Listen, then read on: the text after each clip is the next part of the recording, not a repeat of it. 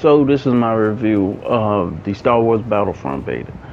I only played the PlayStation 4 version of the game, version of the beta, not the Xbox One or PC, but it might be the same experience if I played it on all platforms. Probably wouldn't be able to tell the difference, except the resolution between the PS4 and Xbox One. That's it.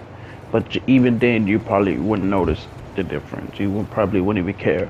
But my review of the beta, after about 4, 5, 6, maybe, I would say, I'm just gonna say a day. After a day of playing it, it got boring, and it just didn't have enough variety in the game to keep my interest.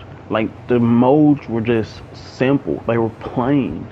There wasn't a real, I would say, motive to play the modes. Like, you couldn't upgrade your guns, you couldn't customize them, customize the scopes, customize, let's say, just, you couldn't customize the scopes, you couldn't customize the gun, you couldn't customize your character. It was just like bland. It was like a bland demo. Here, we're gonna just give you the demo. You play 2 game modes. That's it. You earn some weapons that you will probably unlock in the full game. You unlock some items you will be able to use, such as the jetpack, the turret, and all that other stuff. You might be able to use in the game. But that's it. We're only just gonna give you this beta, and it's like a demonstration to you, and you just test it out for us. That's it. There's no real motive to actually play the beta. So it's like, yeah, after about 4 or 5 hours, you get bored of it. But I would say the one thing that really impacted the game for me overall is how it seems to be so casualized. Like, it's easy to play. And with a lot of people who play it, there's a lot of experienced people who play it. They always seem to end up on the opposite team. And it just seemed like a lot of people who came over from Call of Duty or who played the Call of Duty Black Ops 3 beta wanted to play Star Wars beta, because it seems like every person that was on my team in every game always seemed to just go for kills instead of playing the objective.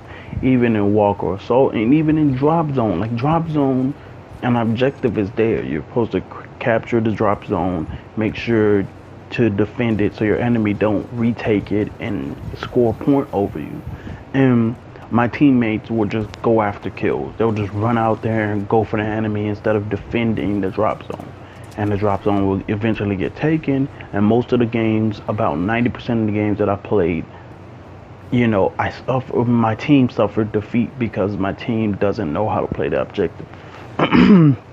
So that's my biggest deal with this beta, was that it was so casualized, like so easy to pick up and play.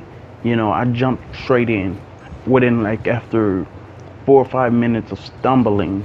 After my first game of stumbling on how to play the game, I knew instantly that what everything to do. I knew how to play the game after my first match.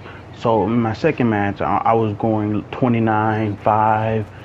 Third match, about 20-2, something. I was doing good, but I still suffered defeat based off the fact that my team, didn't deliver on their part to play the game correctly, to play the objective so that we could win. EA, I thought this beta was gonna launch broken. That's what the rumors were saying. People were saying that it was gonna have technical issues, difficulties, and stuff like that.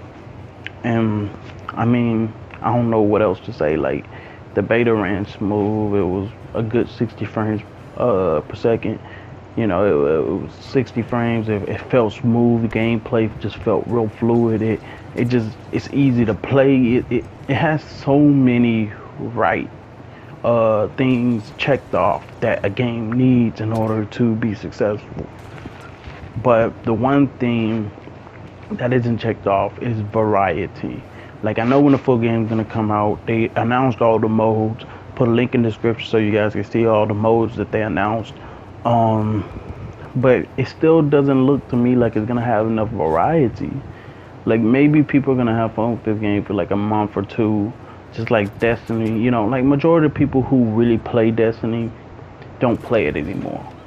Many people who bought it only bought it for like thought it was gonna be good for like a month or two, and then it just dropped off the face of the earth. They don't touch it. So I don't know what's gonna happen to Star Wars. But anyway, that was my review, and I'm out of here, y'all. Peace.